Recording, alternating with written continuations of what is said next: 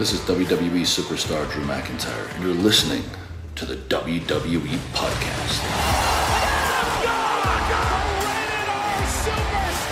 The champ is the one that everybody wants, me. Nikki is going to WrestleMania. Claymore! Austin 316 says I just whipped your ass. This is my idol. You're gonna acknowledge me. Alright guys and girls, it is time for your Monday Night Raw review. And as you can already tell, a little bit different than normal. I'm not Matt. I am, for those of you who don't know me, the host of the SmackDown review, Michael Ritter. You can find me on Twitter at Michael5Ritter and on Instagram at MichaelRitter5.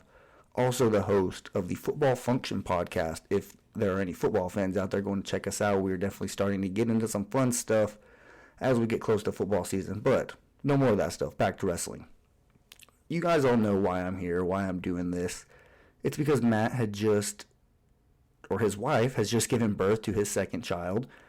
And he's going to be pretty busy there for a while. So without needing to say anything, we can all understand that Matt's going to be pretty busy. So I'm going to do what I can. I've already said this on my SmackDown review, kind of just getting prepared for this, preparing my listeners, or I guess the listeners of this show, whoever listens to the SmackDown review, that I was also going to be doing the Raw review while Matt's gone. I do feel like it's an absolute privilege that he actually trusts me with this, and to be honest, I'm looking forward to it just because, like I've said multiple times on my show, I used to be a Raw guy 100%. I didn't watch SmackDown growing up, so Raw was always the show that I focused my time on, and it's the show that I was invested in. So that's pretty cool that I get to finally cover a Monday Night Raw, and I'm looking forward to actually getting a chance to do that.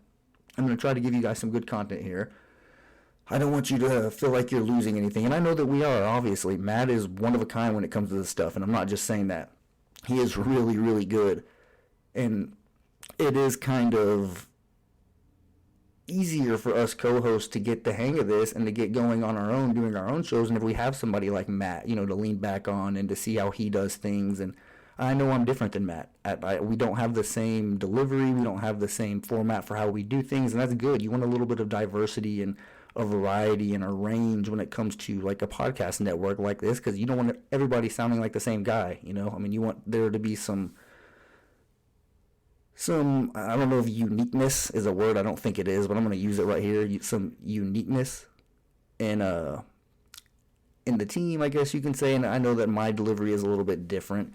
It's more of like a sports analyst type. Not saying that I'm a sports analyst by any means, but I come from like a sports background, so I do feel like while I'm covering SmackDown, I've noticed in the past that I do kind of tend to, pull that side out a little bit and go at it from like a sports analytic standpoint, I guess you can say. But I just wanted to kind of touch on why I'm here. For those of you that don't know, and for those of you who don't know me, I'm going to go ahead and say it again. My name is Michael Ritter, the host of the SmackDown Review. So if you don't tune into that show on a weekly basis, you definitely should. I don't know. I know that there's definitely probably some listeners who don't listen to the SmackDown review, and that's fine. I'm not, upset by any means. You got the weekend review coming out just a couple days later, and Matt usually does a damn good job covering everything that happened during the week. So, I understand. But if you haven't checked it out, why don't you go ahead and check it out, because I'm going to try to make that show just as good as the Raw review, which I'm going to try to deliver on here tonight. But speaking on that Monday Night Raw, let's go ahead and get into that, because there was a lot to talk about. Obviously, Raw's 3 hours, and I learned exactly how much content there is on the Monday Night Raw tonight, whenever I actually took notes on Raw for basically the first time. And I've done it before whenever I knew I was going to be on the Monday Night Raw review with Matt. So I've taken notes for a Monday Night Raw before. But whenever you're steering the ship, whenever you know that you're hosting the show and it's basically you by yourself going solo, you take a little bit better notes. You'll realize that if you ever find yourself in that position. But nonetheless, here we go. Let's see how this Monday Night Raw shaped out. And, well, there were 10 matches, so for starters. 10 wrestling matches. 9 if you include the match that started off as Priest versus Morrison, ended up being a tag team, Ricochet and Morrison versus, who was it, Sheamus and, Ricochet and Damian Priest versus Morrison and Sheamus. Don't know why I forgot there, but yeah, basically, that was all one segment. It started off as Miz TV, ended up becoming a one-on-one match, which ended up becoming a 2-on-2 match, a tag team match. So if you count that, because it was all one segment basically, You can count that as one match. If so, then there were 9 matches, which is still a lot. Normally there's only like 4 or 5 on SmackDown. Like there was 5 matches the other week on SmackDown. I thought that was really impressive, but let's see here. Nonetheless, let's get back into the Monday Night Raw review, and it took place on August 2nd, 2021, Chicago, Illinois at the Allstate Arena. There were a lot of CM Punk chants, as you would expect, taking place in Chicago. And of course, you got your dose of the Becky Lynch chants as well. One thing I noticed on this episode of Raw, no John Cena. I know that there was a rumor that he was going to be on every Raw, every SmackDown, every live event from here to SummerSlam. Apparently that was not true because unless I missed it, John Cena was not on this episode of Monday Night Raw. So maybe he's just going to be on SmackDown full-time and focus on the Roman Reigns program. I mean, it makes sense. Raw's long enough as it is with everything they have going on. No need. I mean, I guess, as I'm saying that, I guess it makes more sense to have John Cena make an appearance on Raw to kill some of that time that they have there with 3 hours. But I don't know. I mean, I expected to see him open the show, and he did not. It was actually Bobby Lashley and MVP who opened the show. Basically just trying to answer Goldberg's, or at least we thought that they were going to answer Goldberg's challenge from the previous week. Or from 2 weeks ago, I guess that is by now. Yeah, because Goldberg didn't show up last week to Monday Night Raw. It was the week before. So this was actually his second time to show up on Raw in 3 weeks.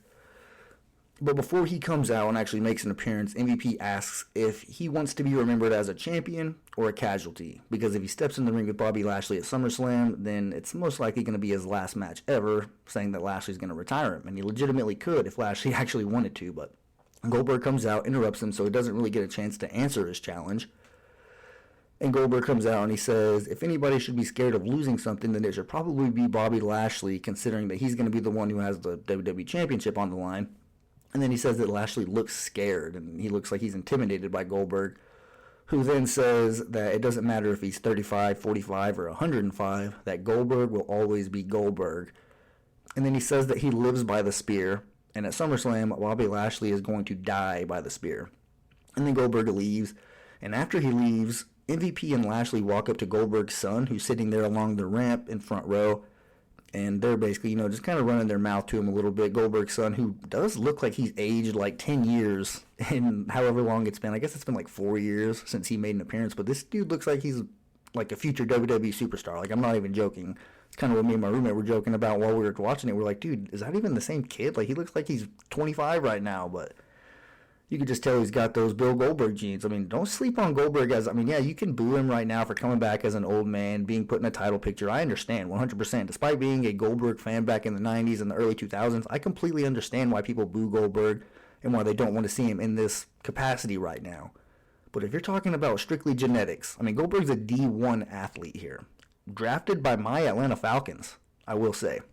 Maybe not drafted, but he definitely played for the Atlanta Falcons.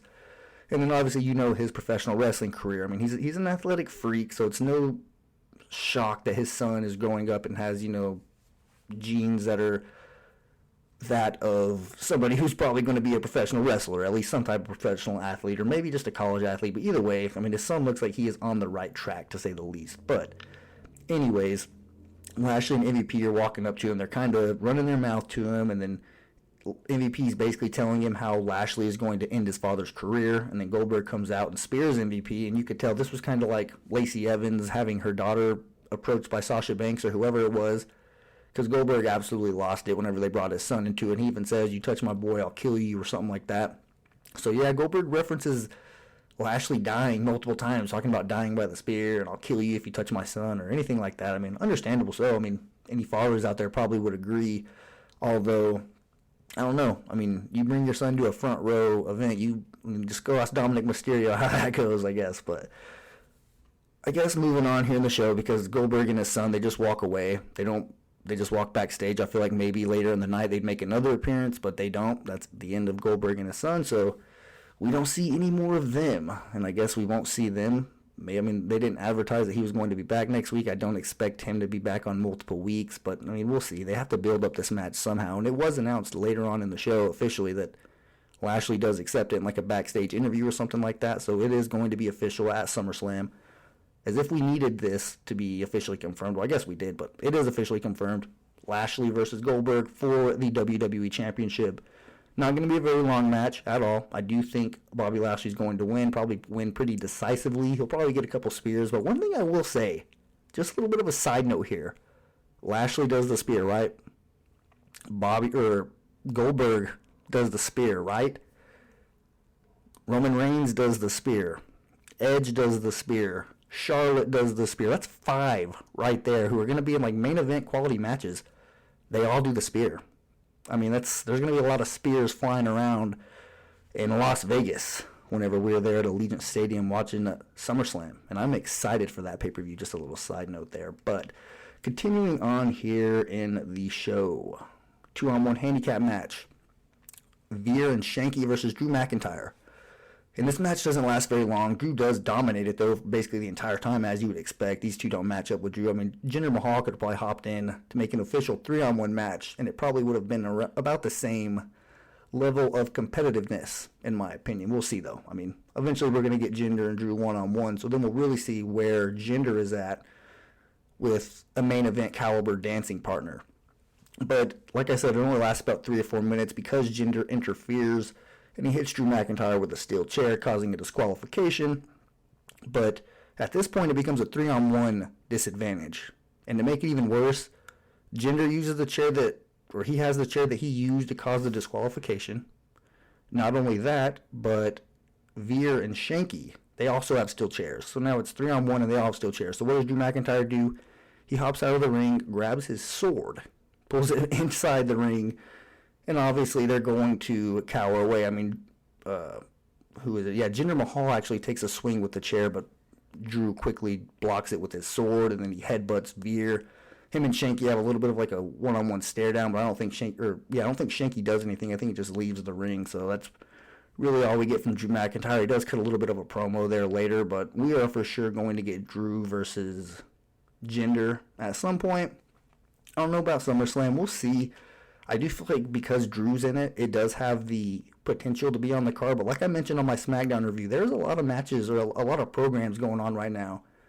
And I'm not sure they could fit them all on the SummerSlam card. I mean, they do say they want to make it like WrestleMania, which is known, if they do it in one night, to be like a 6 or 7 hour show. So if they're going to do that format, then obviously, yes, they can fit however many matches they want.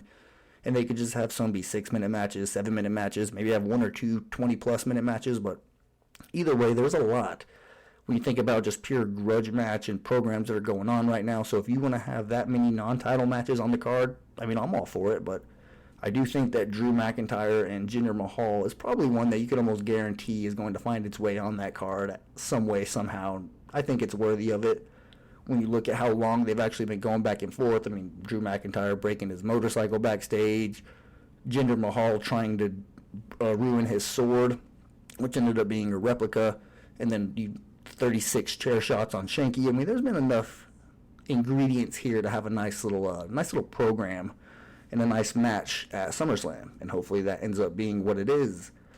But let's see, we get another match here. Rhea Ripley versus Nia Jax. And this was actually a very entertaining match, not necessarily because of the action inside the ring that was planned, but more so the accidental stuff. I'm sure you guys all noticed. Nia Jax got absolutely busted open, and it was bad. I mean, I can't remember the last time I saw this much blood in a match, and they just kept going, too. Like, it was like there kept kickouts after kickouts, and I was like, man, when are they going to stop this match? Because she was legitimately gushing blood down the left side of her face. And, of course, they tried as long as they could to hide the camera angle from it, and I was actually kind of complaining while it was going on. I was like, no, don't hide the camera, show this.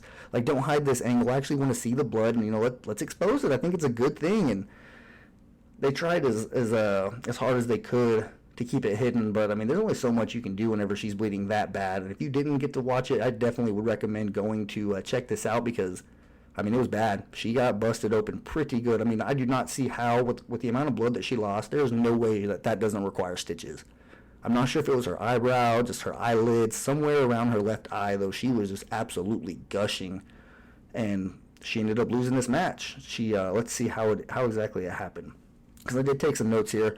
There was a rough spot before the whole busted open thing even happened, where Rhea Ripley was kind of in the corner of the ring, but she had her upper body hanging through the ropes, where her head was basically, in a vulnerable position where something could happen to it. Well, Nia Jax turned Rikishi mode on, and she went and threw her butt right into her head, where her head smashed against the post, and I mean, she really hit her head. It was a rough spot, I will say. And then she also hits like a Samoan drop into the barricade on Rhea Ripley. So there were actually some spots where Rhea Ripley took a little bit of a beating here, but not nearly as bad as Nia Jax. I actually should have went back and looked at where exactly she got busted open because I didn't see how it happened. I just saw whenever it was really, really, really bad. Like, my roommate actually noticed it way before me. He said, oh, man, Nia's busted open a little bit on her eye. And I was like, oh, man, I can kind of tell like she is. And about 10, 15 seconds went by in the match, and we got another angle on her. And it was way worse. Like, way worse. Then another 10 seconds go by, and it was even more, I don't even know what word to use. It was even more gory, I guess you could say. Because, I mean, it was bloody as hell, I will say. I mean, I was all for it, though. Hopefully we get a little bit more stuff like that. But you can tell that even before Nia Jax got busted open this bad, that they planned on starting the split between her and Shayna Baszler after this match. Given that it happened, or at least the seeds looked like they were planted for a possible split. Just given that Shayna went into the ring, I mean, she basically caused Nia Jax to lose because she kind of jumps onto the barricade, or she jumps onto the ring apron. Rhea Ripley gets distracted a little bit and then walks over to Shayna Baszler, where Nia Jax was going to take advantage of that and then hit Rhea from behind. She does the classic move out of the way and then gets in perfect position to hit a roll-up on Nia Jax, and that's how she ends up winning. Let's see if I'm exactly... Yeah. No. She hits a... Wait, hold on, sorry. This is definitely on me. Yep, she wins with a roll-up after a Shayna Baszler interference, so I was right. But the reason where I got confused is after Shayna and Nia got in their little argument, where you could tell that it was planned before the whole busted open thing because they acted like nothing even happened. Shayna was in the ring with her, they were going face-to-face, they were arguing, and, I mean, if you look at Nia, like, she literally looked like Carrie. Have you guys seen the horror movie Carrie? It's like an old-school movie, but that's basically what she looked like. Her face was just absolutely covered in blood. So you could tell it was just really distracting, and probably if in real life, you'd probably, even if you were going to break up with your tag team, you'd probably let them go get their face taken care of before you say, hey, I don't want to be friends anymore, or whatever, you know. I mean, that's just what I would do, but it was definitely a sight to see, because you don't see things like that. But anyways, continuing on here, we get a third match in a row. That's what I'm saying. There was a lot of matches here early in the show and then continued on throughout the night. But this one is a tag team match. T-Bar and Mace versus Mansoor and Ali. And I will say, thanks to Amanda Jin, I literally cannot get the whole Bebop and Rocksteady out of my head whenever it comes to these two guys. So definitely think that's going to be one of those comparisons that end up sticking, at least in my head. But keep in mind, they were in Chicago here, so Ali gets a pretty nice hometown pop. And that continued through the duration of the match. And of course, during this match, they even continued the CM Punk chants. The CM Punk chants did not go away. They were here throughout the entirety of the night. But I will say, I wrote down here, Mansoor and Ali show good chemistry until Mansoor gets kicked into the ropes while Ali is on top of the top turnbuckle, about to hit like a splash of some sort on T-Bar, who's laying in the ring. But T-Bar is the one who kicks Mansoor into the ropes, so it causes Ali to fall and hit a pretty sensitive area, as you guys can expect. So that's where their quote-unquote momentum gets shot in the ground, and T-Bar takes control immediately after that and then hits a vicious big boot on Mansoor, so they pick up the win. T-Bar and Mace, I can't remember the last time they got I don't know. I mean, like I said, you guys know, Raw isn't my show, so I don't really know their record or how they're doing from what I can remember. This is a team that doesn't really have a lot of wins under their belt, so if they do have a lot or they're starting to, pick it up here, then it's definitely something that I am not aware of. So, I mean, I did see him get a win here today, though, so I guess next week. So I do expect I'll probably be covering Raw next week as well. So I guess it's something to pay attention to next week and see if anything happens here with T-Bar and Mace. Maybe they work their way into this tag team title picture somehow. I don't know. I mean, they're still on Omos and AJ Styles, so I feel like those are just inevitably going to be going to somebody else's hands, but I'm not sure if Mace and T-Bar are quite there yet. And I think that you guys could all agree with me on that one. But moving on here in the show, let's see what's next. Oh yeah, Charlotte. She cuts a promo in the ring, and she talks about Simone Biles and mental health. She also gets upset at the crowd for continuing their Becky Lynch chants, which are not going to go away anytime soon, no matter where they're at in the United States. The crowd is ready to see Becky Lynch, And Charlotte is the one who's having to pay for that, because when they see Charlotte, they see Becky Lynch, or at least that's who they want to see in that position as the top dog in the company. Even though Nikki ASH is currently the Raw Women's Champion, we all know that Charlotte Flair is the one who should be sitting on that throne, and I think it's only a matter of time before she's back on that throne. I mean, how long SummerSlam? Because that's how long it's going to be until Charlotte Flair gets that championship back, and then hopefully we see Becky Lynch make her appearance. But I'm not going to get really too much into that here in this episode. But let's see. Charlotte, I mean, this isn't a very long promo. It's a good one, I will say. It's not extremely long, though. She starts bringing weapons into the ring, and she talks about how much she hates the Money in the Bank briefcase and how it's a cowardly way to win a championship, and she references how she's been cashed in on 3 times. And she kind of alludes to that a lot, even during her no-holds-barred match later on in the night. She just continues to say, people are going to stop cashing in on me, you're going to stop cashing in on me because I'm going to punish you for it, and you're going to regret it. And then Nikki Ash, as she's kind of talking about it, Nikki Ash sneaks up from behind and hits her with a chair while she's in the middle of telling the crowd what she's going to do to Nikki in their no holds barred match later on tonight. I don't think that was a very smart move by Nikki, and I ended up being correct there, and we will get to that match later on. But getting here to another women's match, we got Doudrop versus Tamina. And I will say I am here for this matchup. I immediately saw whenever they kind of started locking up, I was like, man, this is actually a pretty good matchup here. I'm all for the Liv Morgan and Zelina Vega type matchups as well, and Sasha Banks and Becky Lynch and Alexa Bliss, that type of wrestling. But there's something about just 2 powerhouses going at it, and I feel like that's what Doudrop and Tamina are. And I feel like Doudrop is really kind of holding her own here. And I'm digging it. I'm not going to lie. I mean, I'm not necessarily digging the gimmick she's in, with the whole evolution stuff, but just Doudrop as a women's wrestler, I do feel like she has a future. I feel like women like that aren't as common as like the really pretty athletic woman is. I mean, I know that's kind of weird, but when you're talking about wrestling, like women who are actually talented, because I do feel like as far as skill set, and I haven't seen a lot of Doudrop, I definitely still need to watch a lot more and see her kind of come into her own here on the main roster. But I will say I do feel like she's already better than Nia Jax. I mean, that's, call it a hot take, call it whatever you want. That's how I feel. I'm not a Nia Jax fan. I feel like I wouldn't be surprised if her getting busted open was her fault tonight. I mean, I'm just saying. She's definitely one of those women's wrestlers who isn't the safest, to say the least. But let's see here. Yeah, we get Doudrop versus Tamina. And during this match, Doudrop finally looked like she was starting to gain control, because it was a little bit of a back and forth. It was a physical match. But during the match, there was a spot where Doudrop looked like she was about to finish it. And she takes some advice from Eva Marie, who was standing outside the ring. She tells her to try to hit the crossbody, and she does. Tamina moves out of the way, hits a Samoan drop, and then pins Doudrop. Coincidentally, the woman who injured her tag team partner a week ago. Shout out to Natty, by the way. She tore some ligaments in her knee. Definitely a real injury. She had surgery. I have a picture with Natty. She's one of my favorite women's wrestlers of all time. She's actually, whenever I first got back into wrestling in 2014, she was the first woman that I was like, man, she's probably my favorite women's wrestler right now. I mean, and she was up until probably Liv Morgan. Honestly, like, they kind of passed that baton here, but I will say, definitely gonna miss Natty. I feel like she's a pretty important part of the women's roster, just because she's like your Dolph Ziggler. She's the one who you can put in anywhere, anytime. She's going to deliver a good match. Not really great on the mic, but she can make you believe that she's invested in whatever program she's in. So I feel like that's always an advantageous thing to have whenever you're talking about a wrestling character. So, I mean, and look how long she stuck around in the company. So I feel like that's kind of a testament to that. They know how valuable she is, and she is able to stick around because she has a role. And I feel like that's very important. Look at all the people that are getting cut because they have nothing to do with them.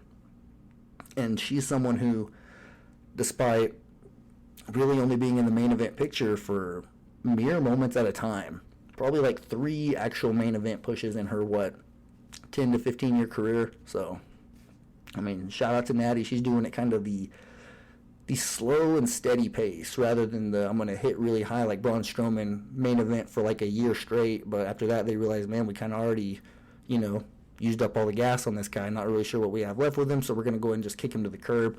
He might end up coming back, but, I mean, you see what happens whenever you get to the top. There's really only one way to go, but Natty's kind of coasting there. So before we get any more off topic, I just wanted to quickly give a shout out to Natty, given that Tamina beat the woman who accidentally injured her the week before.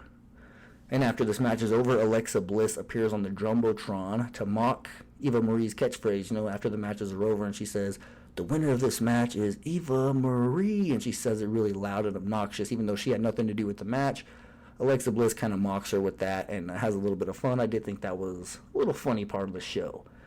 But continuing on here to another match, and this is what I was talking about, where it starts off with Miz TV, which I was definitely dreading this part of the show. I was hoping this would be a Raw where they didn't have one, but they did, so I'm going to have to cover it.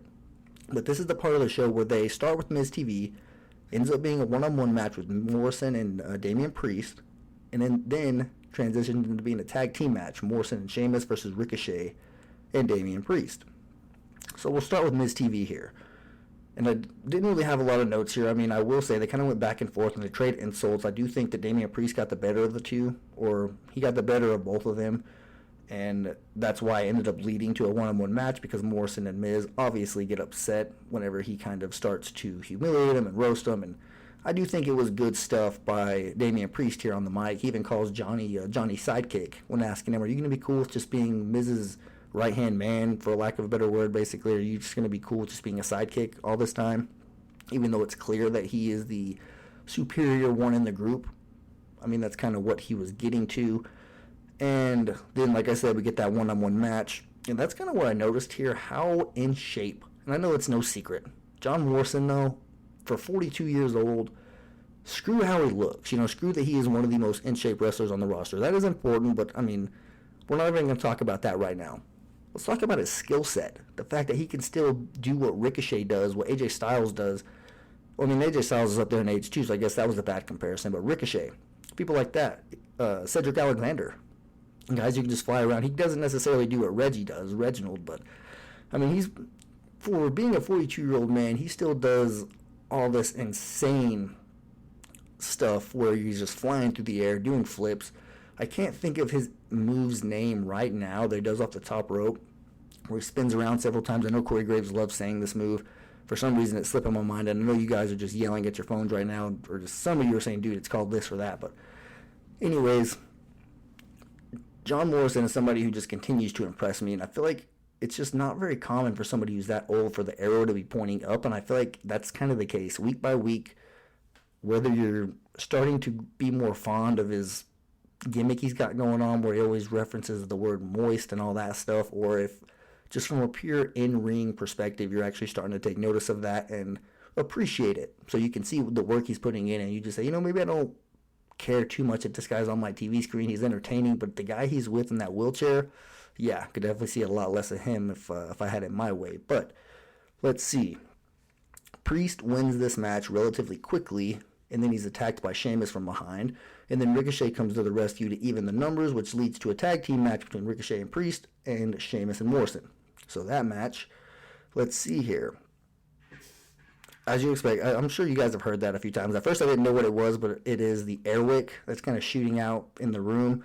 I heard that a couple times. I was like, wait, what's that noise? And I realized, yeah, that's exactly what it was. So I do apologize if you hear that throughout the show. I mean, it's only like, every 5 or 10 minutes. I'm not sure how often that thing sprays out, but if you hear that, that's what it is. Sorry, I'm not in my normal recording setup right now. I'm still in my house, in my backup studio that I have, I guess, if that's what you want to call it, but I'm not in my normal one, so you might hear that little sound. Just want to kind of do a little disclaimer there. But Priest and Ricochet, as you can expect, or you know what you can expect from this type of match. With Morrison and Ricochet, you know it's going to be a good match, and then Sheamus and Priest kind of there to add that physicality, that hard-hitting aspect, and that's what happens. But Damian Priest does win with a reckoning that Morrison sells absolutely beautifully. It was just a great job by him. And I've noticed every single time he gets that move, he sells it like a champ. And that's just another aspect of Morrison that you just have to appreciate. And I definitely do.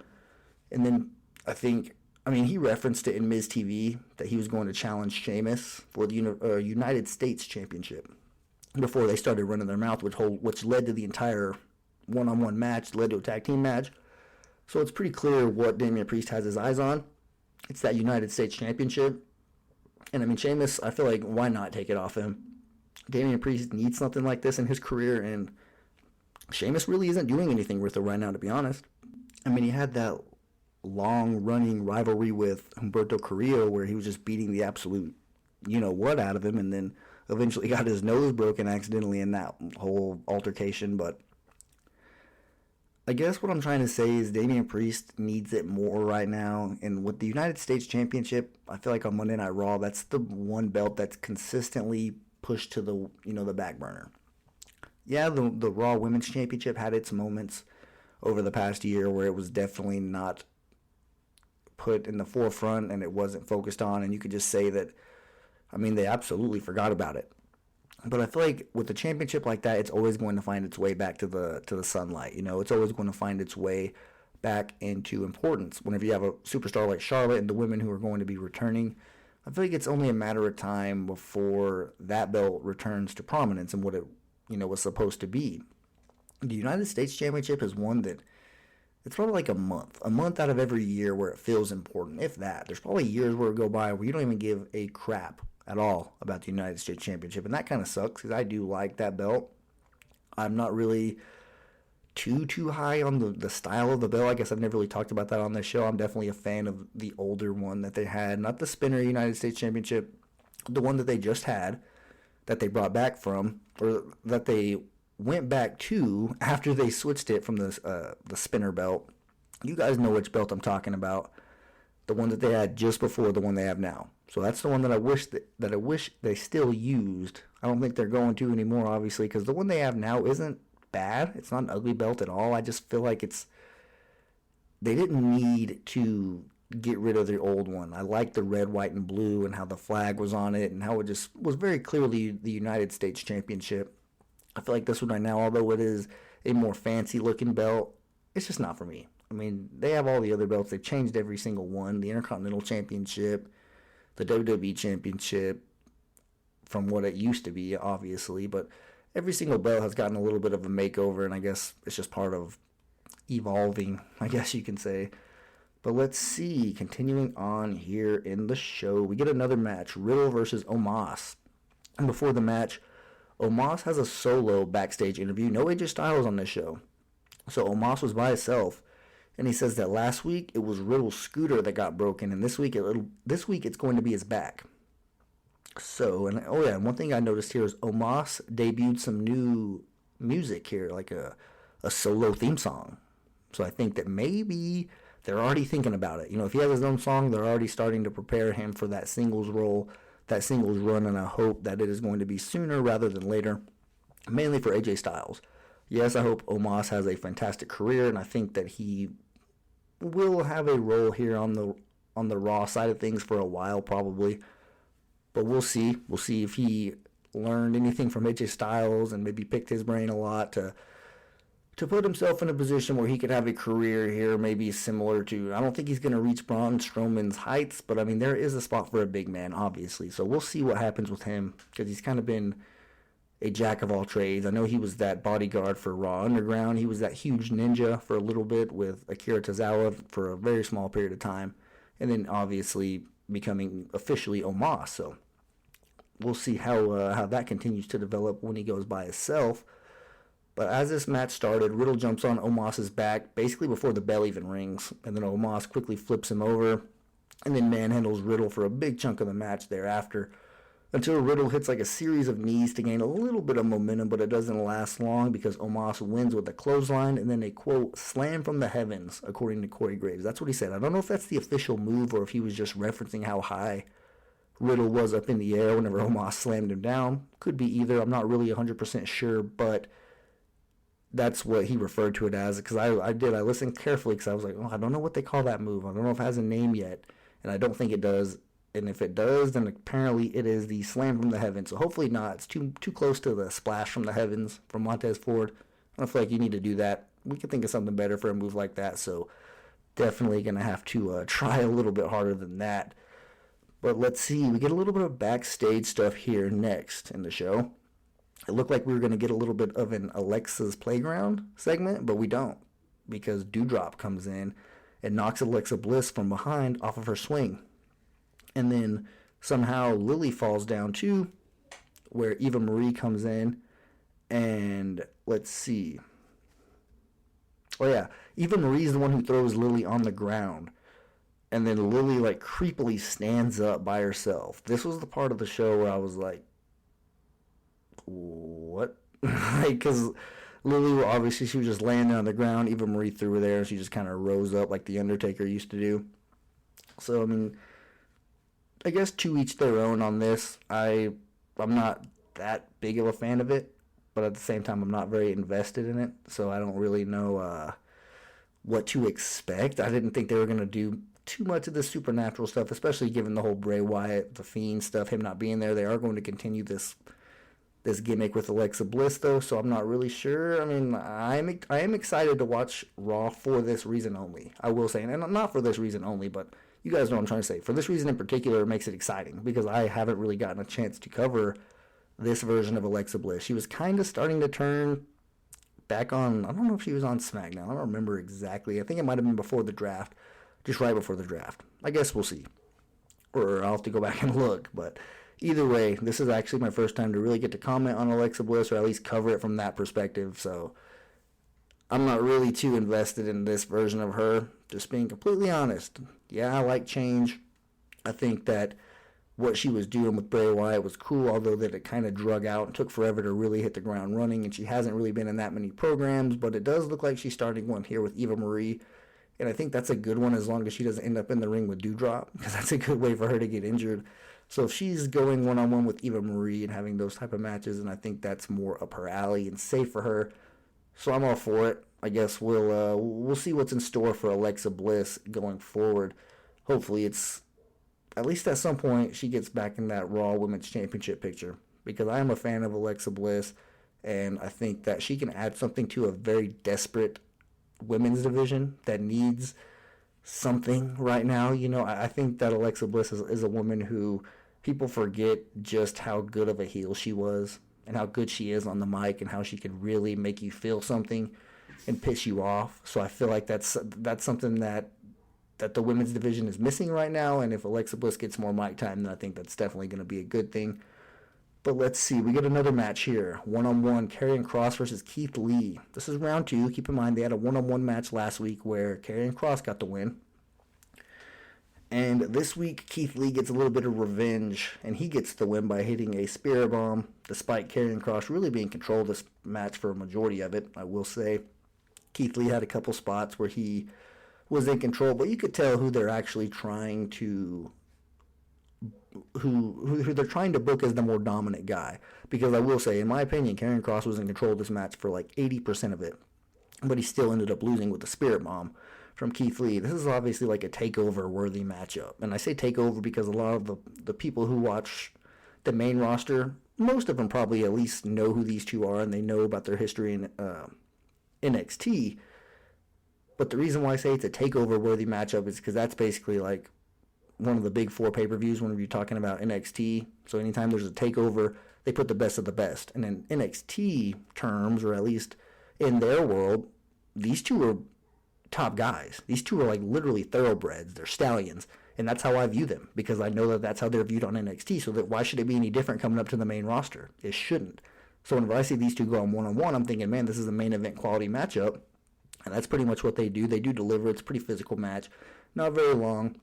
Like I said, Karrion Kross was really in control for a majority of it, but Keith Lee evens the scoreboard there and gets a win.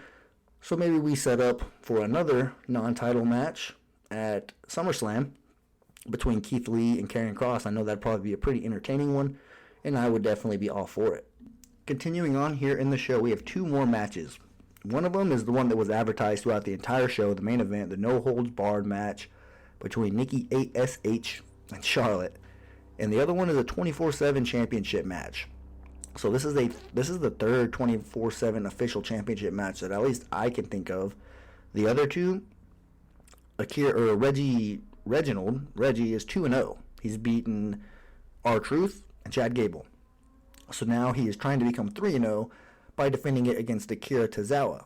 And they do confirm here, Byron Saxton does, that the official match format for the 24/7 championship suspends the rules for the 24/7 championship. So they do confirm that while this match is going on, nobody can go out there, nobody can mess with Reginald or whoever's the 24/7 champion. So anytime they're in an official match, the rules are suspended. As soon as the bell rings, however, anybody can go out there. It's fair game. So keep that in mind going forward, that that's the official rules. If you didn't already know that, I'm sure you probably already did. Just assume logically that that's how it works. But let's see.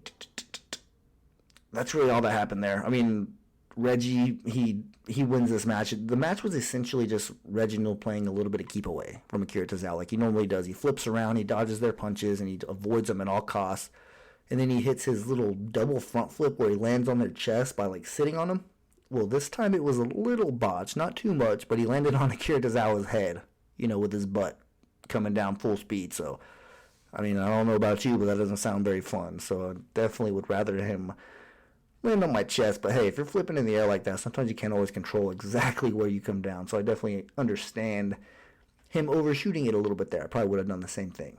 But moving on here to the main event, the final match here, the number 10, the 10th match here on Monday Night Raw. I'm not used to that. I mean, I don't know if because I don't cover Raw, I haven't counted, but is this normal? Do they normally have this many matches in one show? I don't feel like they do, but I don't know. They could. I mean, that's a lot of time to kill, so I mean, it would make sense to have this many matches.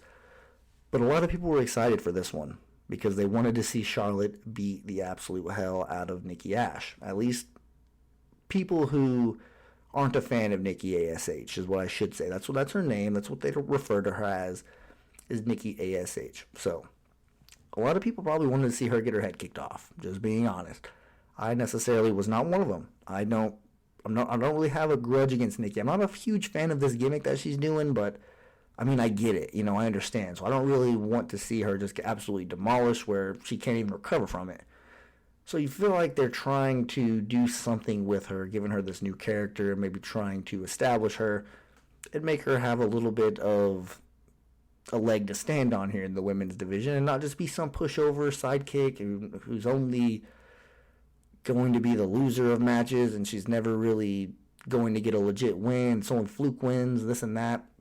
So there's some people who aren't really high on what Nikki Ash is doing right now. And then obviously you factor in the huge fan base of Charlotte. But I don't know, Charlotte's kind of polarizing right now. Everybody loves her in my opinion. I feel like there's a lot of Charlotte fans out there. But I feel like the ones who don't like her are very, very loud. Like they let their voice be heard, whether it's on social media or actually in the crowd.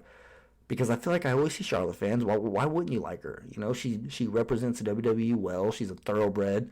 She's one of the best of all time. Definitely the most decorated, so I don't really understand why you would have a problem with her. Unless it's just like a character thing, so I don't really get it. I mean, you don't like seeing her being pushed to the moon all the time, but I mean, think about it. Whenever you have somebody like that who brings legitimacy to the division, who makes it feel like it's something special, and they're a draw. I mean, whenever Charlotte was gone, whenever she takes time off, the difference. You can feel it. You feel like something's missing. And when she's back and she's in these main event roles and she's actually the champion, I feel like everything feels right and everything feels like, I don't really have a problem with it. I like whenever people are chasing Charlotte because that means that there's a chance they can be put over, I mean, I don't know. I guess I just look at it from that type of perspective. But continuing here on in the match, or at least getting started in it, it was physical as hell right out of the gate, as you would expect, being that it's no hold barred. A lot of weapons ended up getting involved. Charlotte hit a spear on Nikki Cross, or Nikki ASH, sorry. Hit a spear on Nikki through the barricade, and then a brutal big boot. The big boot was probably honestly the worst one out of everything that Nikki Cross took. That big boot might have been the worst, even though she does here, let's see. Because I wrote it got to the point where Charlotte was physically forcing Nikki to kick out so she could continue her beatdown. And then Nikki eventually lucks into a chair shot to get some offense in on Charlotte, but even that is short-lived, and Charlotte just continued to punish Nikki by powerbombing her through the announce table. That was another rough spot, so it's hard to really pick which one was worse. I guess you're going to have to ask Nikki which one sucked the worst, because there was quite a bit. She definitely took the raw end of the deal, I guess you can say, by by getting a nice little beat down here by Charlotte. And there was one kick out, though, late, where Charlotte had her foot on her chest, and it looked like, because like I said, she forced Nikki to kick out several times. So this one, she was actually trying to end the match. She had her foot on her, and she was trying to close it out. And Nikki actually kicked out. That's the thing I was going to say here. Despite getting the absolute you-know-what kicked out of her, she continued to get up. She continued to fight back, and I think that's the message she's trying to send. I mean, obviously, it's what she is being a superhero, is that no matter what, if you continue to fight, if you continue to do, I don't know, I guess, if you continue to never give up, using a little bit of John Cena there, if you always follow your dreams, you can do anything you want, and you can almost be a superhero too. That's the message she's trying to send. And Charlotte was absolutely manhandling her, throwing her around left and right, sorry. I don't know where that came from, but anyways, Charlotte was definitely manhandling and ragdolling Nikki all around the ring. And it was tough to watch, but it was funny. I mean, it was entertaining. I love seeing this type of stuff because it makes Charlotte believable as this badass. Who's going to beat her? I mean, really, who's going to one-on-one beat Charlotte? I do not know that answer. And once she gets her championship, once she gets her championship back, hopefully we learn a little bit more about that. But after Nikki Ash, gosh, I don't know why I keep doing that. After Nikki kicks out from that pinfall attempt with the foot on the chest, Charlotte tried to end the match with a spear, and she tried to spear her through a table that was positioned in the corner right there on the turnbuckles. And of course, Nikki Cross moves out of the way. There I go, I did it again. I guess I'm just gonna keep doing it. As Nikki moves out of the way and Charlotte goes through the table, and then Nikki hits some type of converted twist of fate. They didn't name this move, because I even listened very closely to the replay, and even Corey Graves didn't know what it was called. But it's basically, where Randy Orton gets him in the headlock and he has their legs on the ropes, and he hits a DDT. Well, that's pretty much what Nikki did, except she converted it into a twist of fate. So it was actually pretty cool, and it's a lot better than that crossbody. So if this is actually going to be her finishing move going forward, that's a lot better. And it officially makes Big E back to the worst finishing move of all time. So Nikki Ash getting the crossbody out of the way and doing this type of move, I like this. I mean, it put Charlotte away, because, I mean, is this not a clean win? There was no interference. It was a no-holds-barred match. Charlotte beat the hell out of her and was using weapons left and right. Nikki dodged her. Yeah, she lucked into some stuff. You're going to have to if you beat Charlotte, or if you're in the ring with Charlotte. You're going to have to look into some moves like that, especially whenever you're the underdog here in an absolute mismatch. But, I mean, was this not a clean win? I guess that's what I'm asking, because she did kind of luck into it, but she won it with a finishing move and pinned her 1, 2, 3. There was no outside interference. It was a no-hold-barred match, and she got the better of Charlotte. I don't really know what to think about that right now. I mean, it is barely an hour after the show ended, so I hopped on here. As soon as Raw went off the air, I hopped on, because I wanted to get this done, get it to Matt, sent it, so you guys could all have it on Tuesday morning and basically continue the week. So I look at this, I look at us, these co-hosts, filling in for Matt, kind of like a relay team. Like, all right, here we go. I'm first leg. I got up here. I feel like I started pretty strong. Got us going now. I'm handing it off to who? Zach or Mimi? One of the two. I think it's Zach, because NXT is before AEW. So I think I'm handing it off to Zach, that second leg.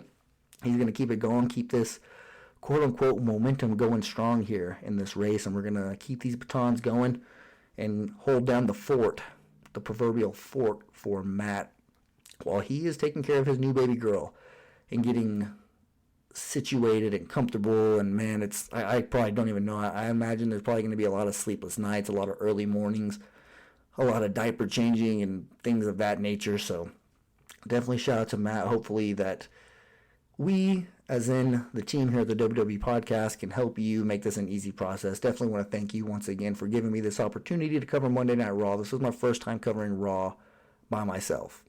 So, I mean, I've been on here a couple times with Matt. That's probably where some of you have heard my voice if you haven't listened to the SmackDown review, but that's where I was basically initiated into the WWE Podcast team. So it is cool getting to cover it here and, have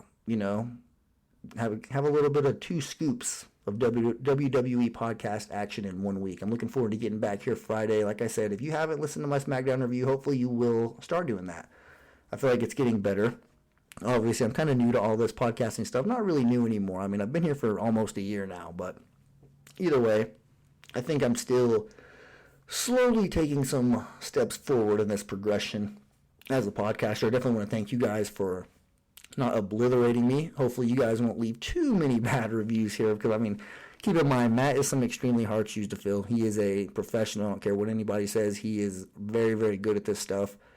A lot of these other co-hosts are as well. So I'm just trying to do my part and, not look like an absolute stooge next to them, because I know that these guys they definitely bring some good stuff to the table. And, I definitely don't want to be I don't want to be the weak link, and I don't think there really is one here. I feel like everybody brings their own small thing to the table, and I really think that this team that we have here, whether you're a full-time host or just like a co-host who pops in, I know that what you do for the show is appreciated. I feel like I can speak for all the listeners. I mean, there's not a person on here who, whenever I see that they're a co-host or they're a guest, I don't get excited for just about, oh man, I get to go hear Matt talk to them or them. I mean, because everybody's opinion is valuable. I feel like everybody brings a nice little bit of insight, and I like learning. I like that's one thing that I will say about listening to podcasts compared to music. I love music. I understand music is one of the most universally loved things in the entire world. A baby literally knows nothing about the world, can literally start dancing when they hear music. That tells you how it's something that you can't teach, But whenever it comes to podcasting and listening to it throughout the day, like during my work day, I feel like compared to music, yeah, you're listening to music and it's making you feel good and all that stuff, but whenever it comes to podcasting and like listening to stuff, you're actually learning. You're putting stuff into your brain and you're bettering yourself while you're doing whatever it is you're doing. And not like listening to music isn't bettering yourself. I'm not trying to down music or anything like that. Keep in mind, I love music. And I know I'm getting very off topic here, but basically what I'm trying to say is I love podcasting. So I hope that you guys will continue to listen to the SmackDown review if you haven't already. Definitely listen to all the other shows here on the WWE podcast, and maybe even go check out the Football Function. That's the show that I have. It's a football show. Like I said at the beginning, we're getting into football season, so things are going to get very exciting. Me and my co-hosts are definitely looking forward to providing some pretty good content for all you guys, so definitely go check it out. But that should do it here for me on my very first Monday Night Raw. Hope you guys all enjoyed it. Like I said, cut me a little bit of slack. I'm trying to fill in for the head honcho and the guy who basically is the reason why I am even here right now covering this show. So shout out to Matt. Once again, congratulations on not you giving birth, but you know what I mean. Having your second child, definitely a big deal. Know everybody here is definitely happy for you. Shout out to all the other co-hosts for also filling in along with myself to make all this process go smooth for you, and hopefully that it will be just that. Shout out to all the listeners. If you are a first-time listener, because I know that every now and then we will get some new listeners. So if you're a first-time listener somehow, thank you for choosing this podcast. Like I've said multiple times, I am usually not the one here, so if you are listening for the first time, just bear with us. Pretty soon, the main guy will be back, and I promise you, you will love him. So if you are a regular listener, thank you for continuing to listen to this show. Thank you for tuning in despite Matt not being here. I definitely appreciate it, and hopefully you will give me some feedback at Michael5Ritter on Twitter, MichaelRitter5 on Instagram. Let me know how I did. Good, bad, whatever. I can handle it, I promise. I won't get upset if it's some bad criticism or anything like that. That's podcasting, baby. That comes with it. But anyways, hope you guys all have a fantastic couple of days, a good start to your week. Walk passionately in the direction of your dreams, and I'll talk to you soon.